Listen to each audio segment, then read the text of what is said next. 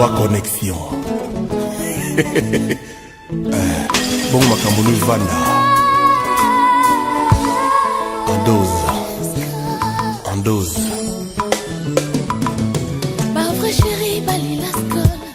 Ma vraie jopé, balou vascole. Naipelati kala si mate. Na matisa pression na singeli suyanga izote. Ma vraie chérie, bali la scole. Ma vraie jopé, balou vascole. Naipelati kala si mate. Na matisa pression na singeli suyanga izote. Mupa wa babie. Number one. Les optés ça va comme ça sans concurrent.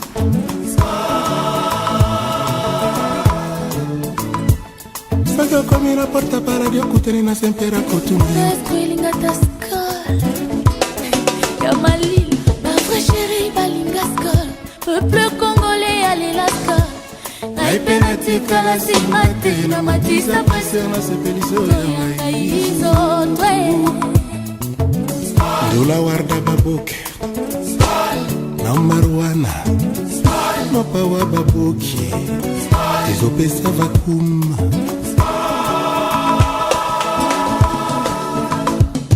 Sakia pamina porta paradio kutenina sempera kutuna yo vrema esko ilinga taskaskol Paseni na biso ya Kongo makongo Masali masanga Kongo sakito kongo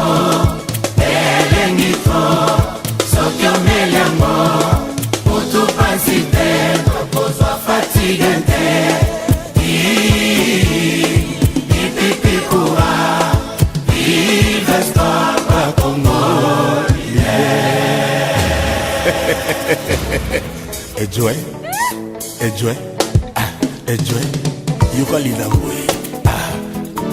Tembe tembo mameka kia komifana. Sekele ya bavre mumika kaskol. Skol mandra manda.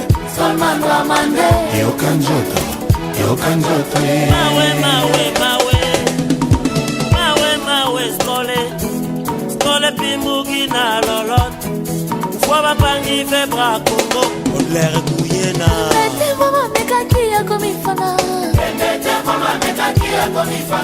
Sekele ya mbwa manyoso kakaskol. Skol mandra mande.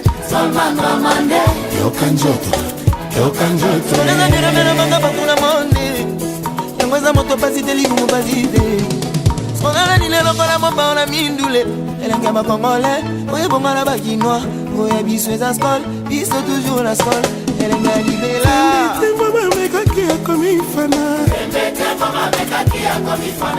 Sekele ya bambinga nyoso kakaskol. Skol mandra mande. Yokanjoto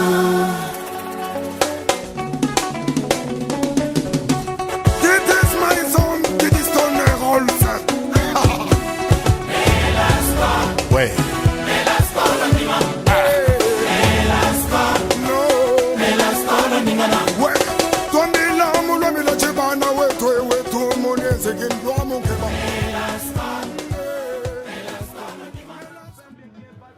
Chef du quartier Saint-Paul 1 pour venir faire un petit mot.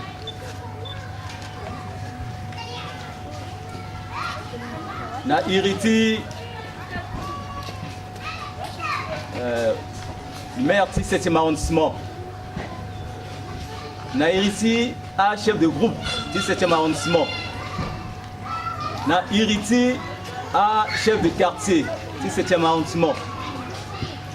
Nga na iriti chef du quartier Saint-Paul 1. Chef Mbalakou Patrice. Nga na iriti a population Pengba population ti quartier Saint-Paul 1. Yeti Munzoni Gango na akota a geneti iso akena devontier nandoso Fondation Julia Kolimba.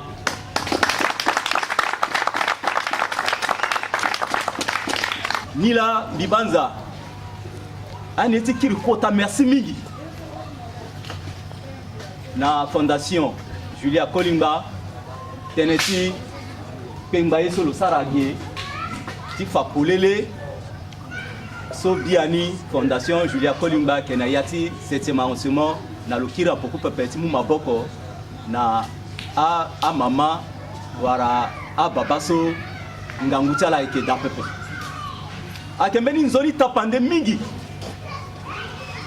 so mi pensais na dusingo so dusige a makonzi akeda na eke mutapande so ande titene agu kwene ati quartier ti 7e arrondissement na nduso c'est na nganguso amonge apengba amonge koli ti ati vakati banguma 1 Saint Paul 1 na ndoso zasi nzapa muna la ngangu na zasi ala gatunga na kota ambassadeur na yati 7e arrondissement ti fa tapande na tangati masika kweso akene yati vaka akoko ti 7e arrondissement nzapa bini sala na bikiri merci mingi na fondation Julia Kolimba so na lini avec mama tiala ita tiala monge tiala Sylvie Kolimba timu maboko na maboko ako alimbiti musiri na lipepe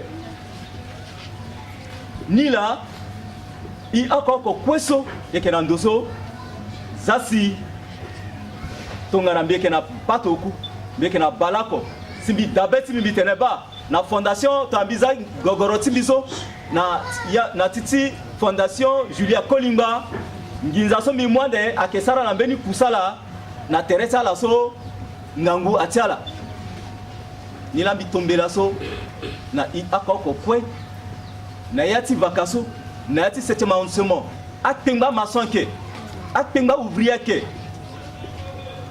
zasi isara kwa maboko na maboko na fondation Julia Kolimba si tongana mbeni yake zasi epusu nduru timu maboko tongana esara tongaso kanda ake mbeni bageti maboko si emuti tene fondation so akingba nani na legeti kusala sala kesara titena gonatawa kila merci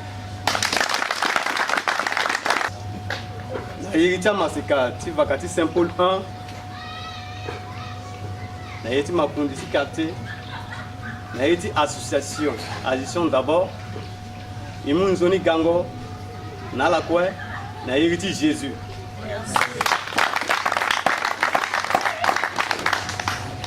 Remerciement ti aki mingi na begeti fondation Julia Kolimba soyeda na be ako ti mu mamboko na i amasika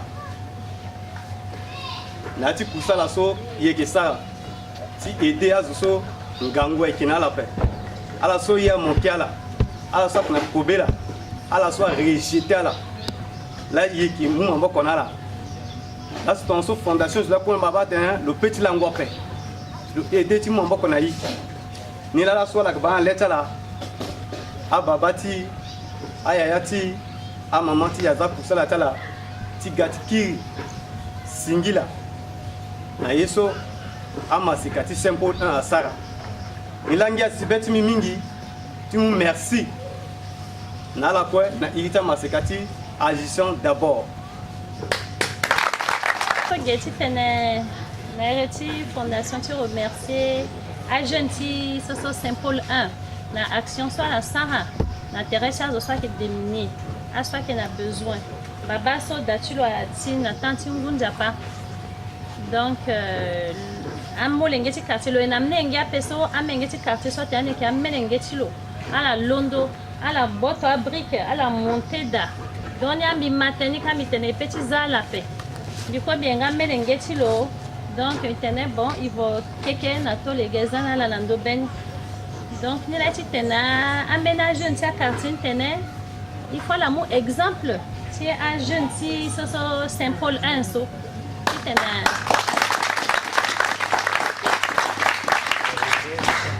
parce que tena la ngba ti quartier la ducha que ça ya pas que ça qui banditisme que njoni ape il tenait d'outils encourager, il soit amené, soit ça, son mieux d'un chef, tu tenais la Sarah, tant tu sois chef, il quoi la tenait fatigué. Et que mon dara, so tu vois un petit quartier, tu n'y sois à ça, n'ambi plaisir mingi. Fondation qui douche d'archi tenait à appuyer ni toujours. Donc, je remercie à jeune Saint-Paul 1. Et lui profiter de l'occasion de tenir là que Nayati langoswa ke gaso et que si na meni yesi quoi Nayati secteur tige comme il ba jeune qui est active à la que il a actuellement son association à reconnaître à la il a qui agissant ensemble donc que bumbi tene izia zende na terrasse dachi donc il réunit tene opération Ilondo donc prochaine activité tiande là na agissons d'abord.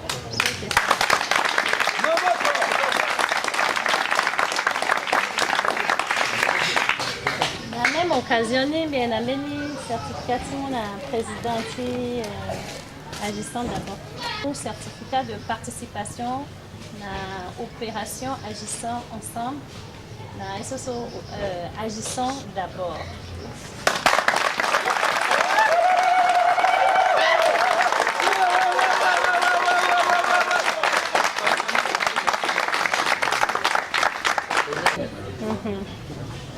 Donc, je remercie à la continuité. À la base, ils sont battus à la Sarasso. Déjà, chef de l'école a ça, tenu quoi, on dit encore un tenu mingi qui tenape. Il t'a tchala, mlengue tchala, maman tchala. A irimbia bonanga, tatimba tembi ombiga. Yeke sa meni kete igi mbiga mbibani. Chite mbikombi bonana, yati quartier timbi. Mais là que vaillant ngangwe. Mais n'ambagi timbi kage apparuseux. Si je vais garder à que vous doit, tambi bas son goût là tu as eu mais il y a ça na. Ngangui mingi. Ala muma mboko na itachala. Amuma mboko na Sylvie Kolingba na camara chilo. Akapendere mingi. Ala continue nani. Comme le TNF a dit que ville est propre, voilà. Opération Londo. Voilà, Timbilana qui est Wali Londo. Mais elle a gagné à tenir femme, on a Sojiasi. Elle a gagné des réunions, elle est à Gabouba. Mais ça, c'est Londo, ça, la Londo. Donc, elle a moment qu'on a l'autre broussaille très simple, on donne à salter, pas salter, bibani. Tenosolo, tenosans, et na betimbi. Déjà, chef, lui, qu'on a ça, tenokwa, ouais. Timinganguna, la mogi mambo qu'on a l'eau. Bah, il solo Sara. Ambenazo ake aba ya vie fate ige na lukundu. Tena chala na Central Africa la aji chuma oketa o mo na lukundu to na mudu ape sa sabo poto. Mais donc fada kala chumu mambo ko fade na vie chala so. Manga ta vie ducha ke bando na ngada chumu njarala. Vie ducha yo mambo ko njarala. Patu isake munalo patu kwa ke munalo ke merci. Mo tu mo sa tu fada. Mais na Central Africa jamais. Yo wara patu ise sugiti na amlengiti. Mais il soit la Sarah na bagiti, il soit quartier, so na betimbi anzera betimbi. Yeke na teni mingi titenape, bizage quartier ni na mamboko chinzapa, bizanga Sylvie na mamboko chinzapa tene. Lo tambula ngalo yero mamboko na aita chi so na kodro wandiso comme yi titene aider treti yape. Ole patu sake yeke zana kesro, patu sake bina Caritas ngati ya vie ni so yeke sarape. Tagi da yeke gina ti barti ngona yi yeke gina treti mbako so ake shoni mingi.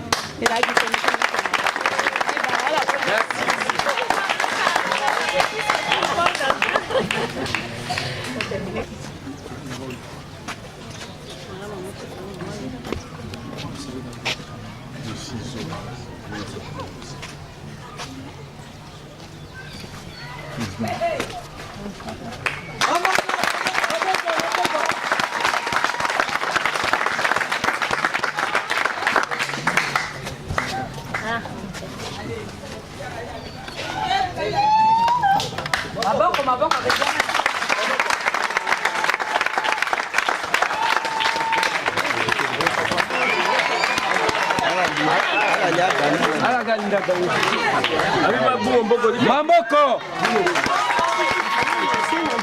Je suis ça tene. Na chunguke. Daso akokumbi na lichi. Inga isi ke sarape. Machinga ngwa winji na ya.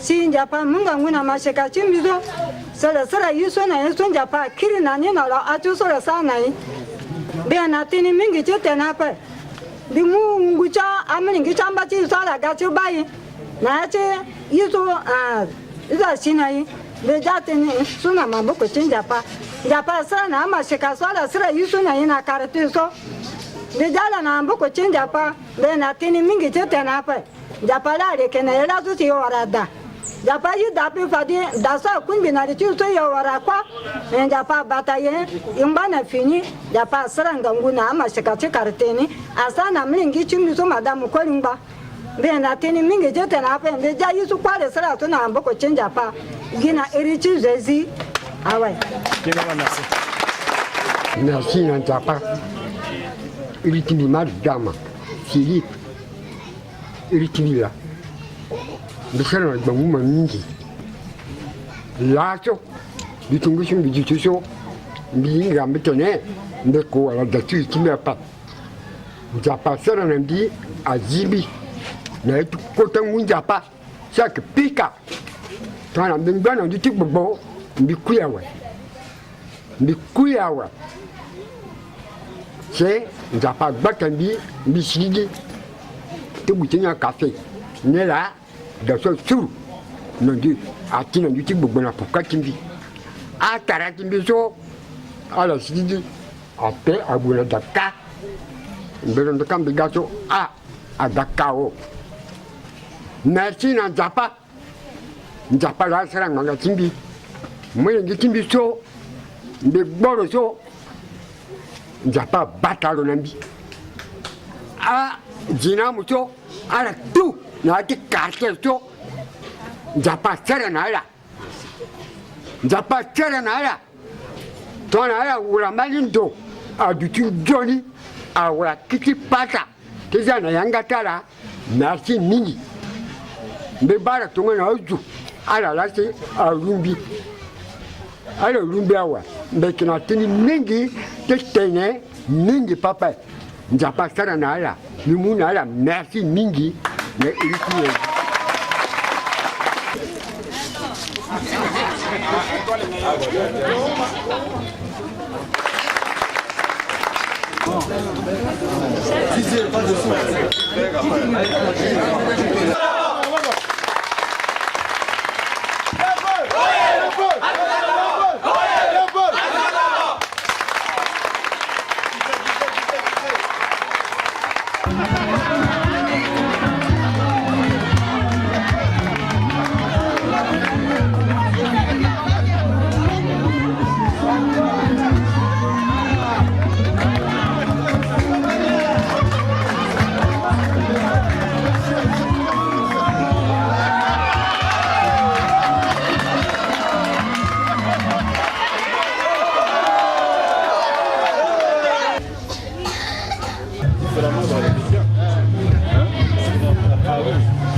Ça reste quelque chose de merveilleux, ça c'est bien. Il faut vulgariser cette philosophie-là. Ah oui. Assistons d'abord. Je me présente d'abord, c'est Sylvie Adama Kolimba, la présidente de la Fondation Julien Kolimba.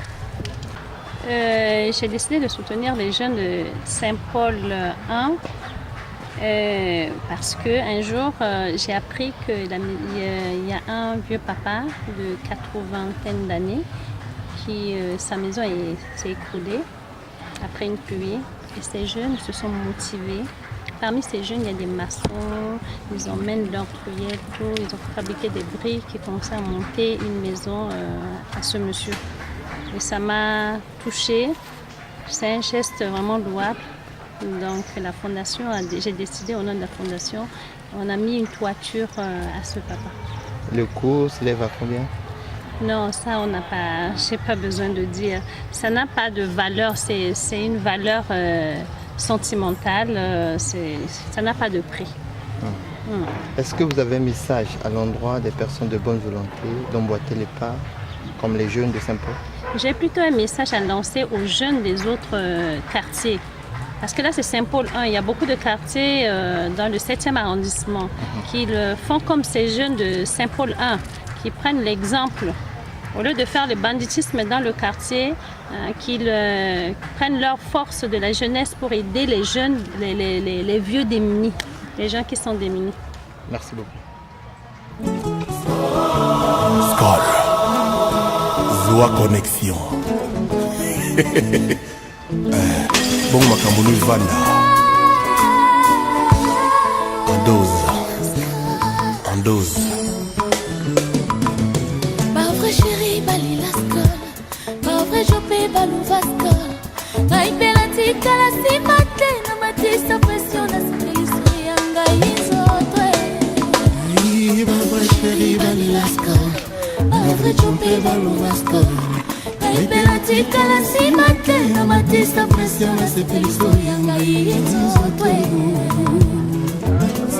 Mupa wa babie. Number one. Les oupes ça va comme. Ça sans concurrent.